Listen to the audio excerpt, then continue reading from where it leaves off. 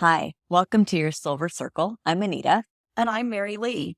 And today we're going to talk about Medicare, Dun, which dun, is dun. a big topic, It's huge. and why you should care. Yes, there you go. Medicare, why you should Why care. you should care.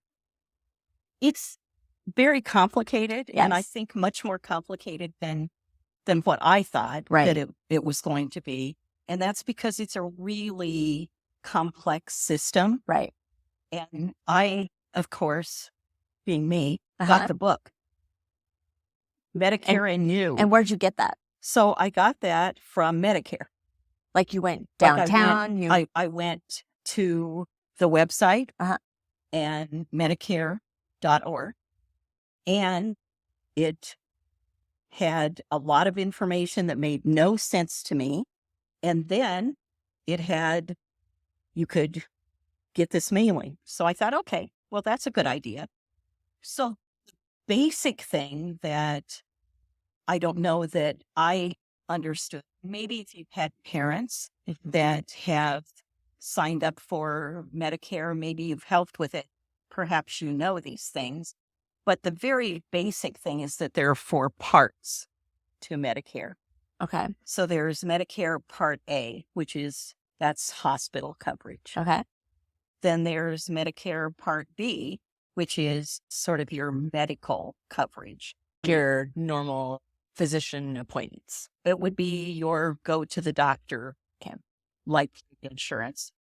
Then there's Part C, which is an alternative way to receive your Medicare benefits.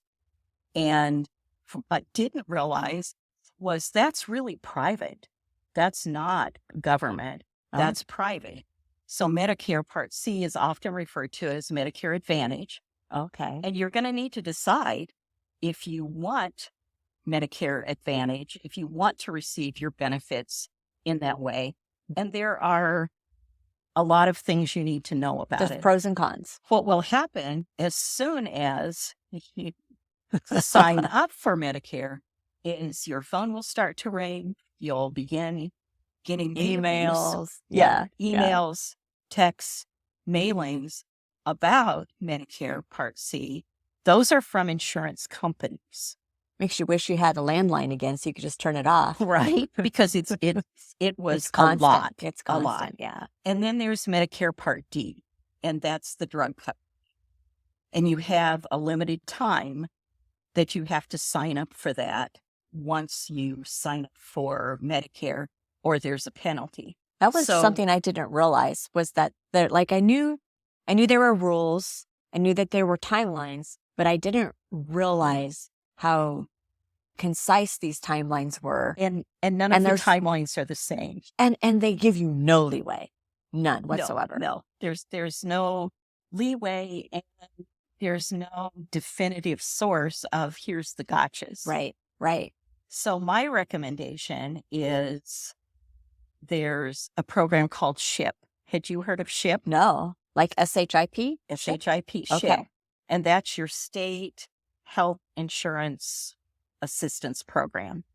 And that's a state-run program that you can go to. Its whole role is to help people understand Medicare because it's so complex. So shiphelp.com or something like that? So it is www.shiphelp.org. Okay, perfect. And that's the main website.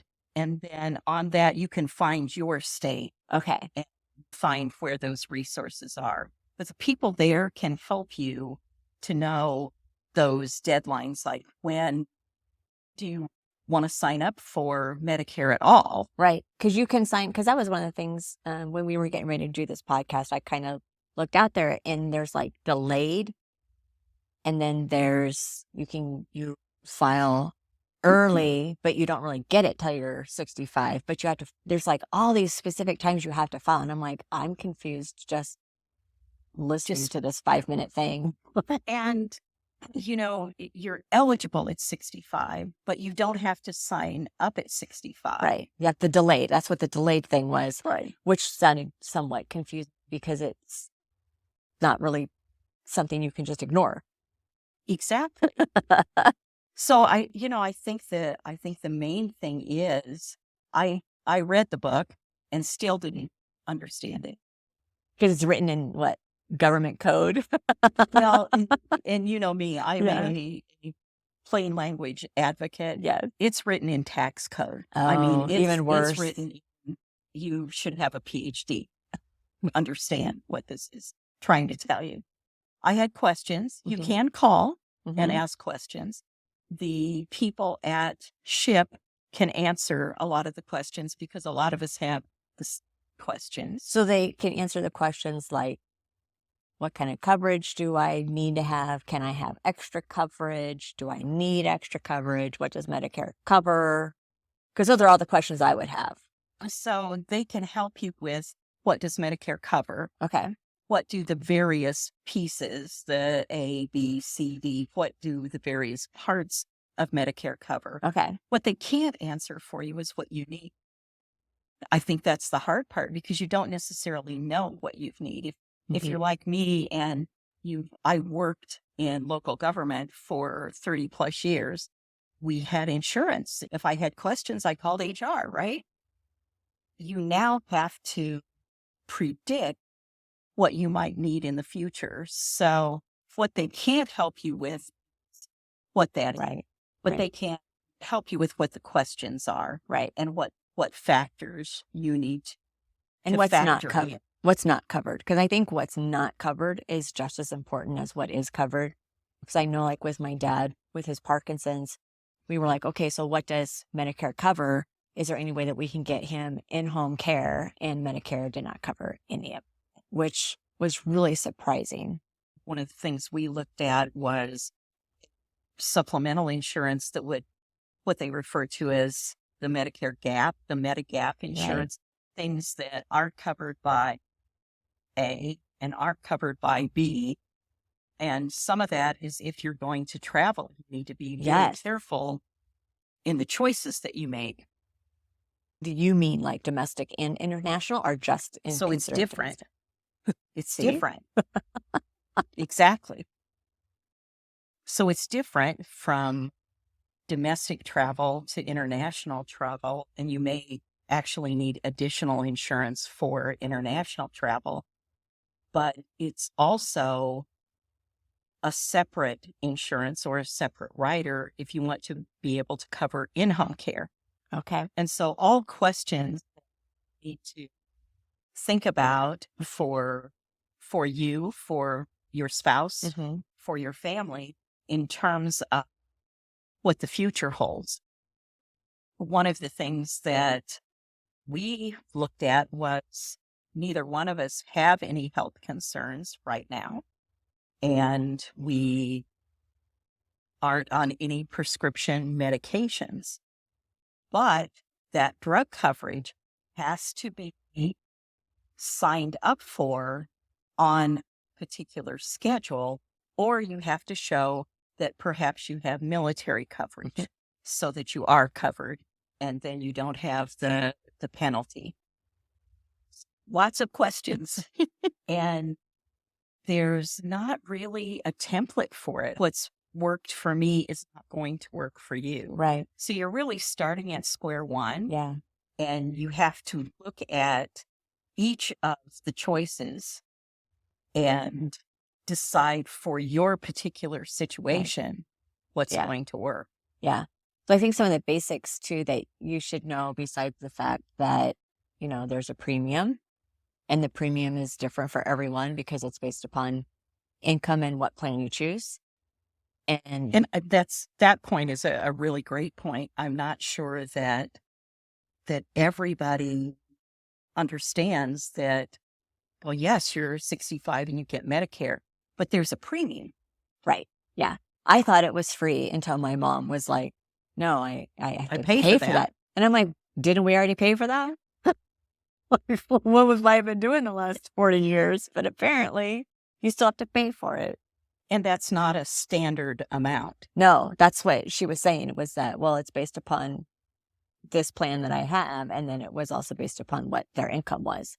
And then what I guess I think it's good news, but I didn't realize is that you have to just like with all insurance, you re-enroll every year. And so if you chose poorly, like some people do the first year because you don't know any different, then at least you have an opportunity to make changes. But I think those changes are limited. So that would be a great question to ask when you're calling is, if I choose poorly the first time, what changes can I make? Yeah, it's not like open enrollment at work where, Right. okay, it's the open enrollment time and I chose this insurance plan with different copays and that sort of thing. You're really limited on what your choices are. So there is this Medicare open enrollment time, but you need to look at what things you can change and what things you can't. Because it's not wide sweeping changes. Right. Yeah. Right. Yeah.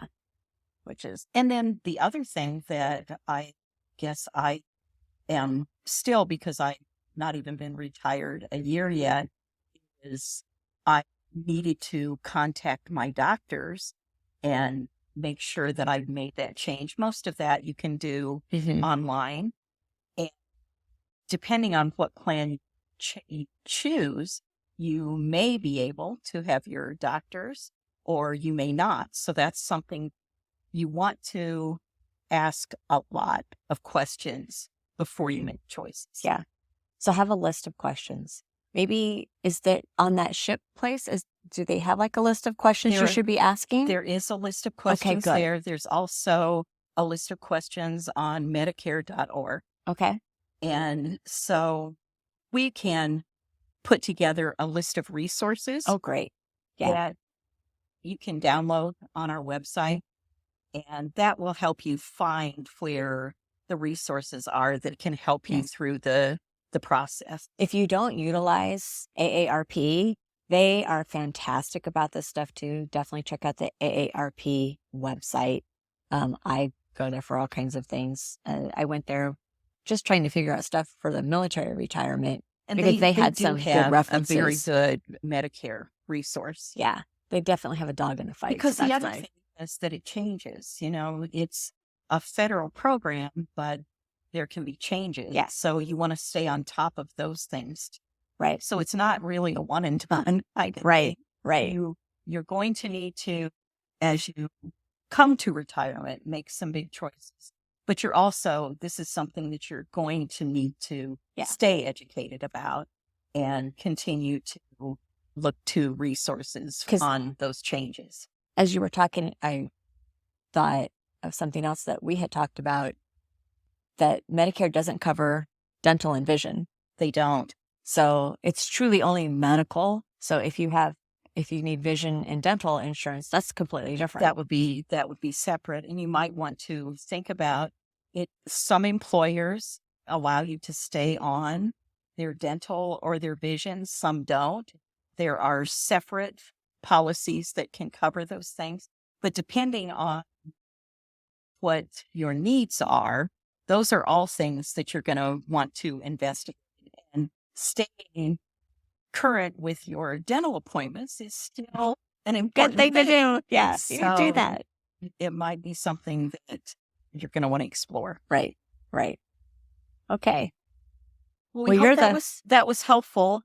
We truly have more questions than we have answers on this particular topic. There's only so much that we can generalize about because it truly is very, very individual. But we'd love to share the resources that we've come across on our website as a download. So you can get that at yoursilvercircle.com. We'll have a link to the downloads, and so you can get that information. It's free. We've just done the work for you where we've put all of the resources that we know about into one sheet so that then you can just hit those links and go out and do your own research.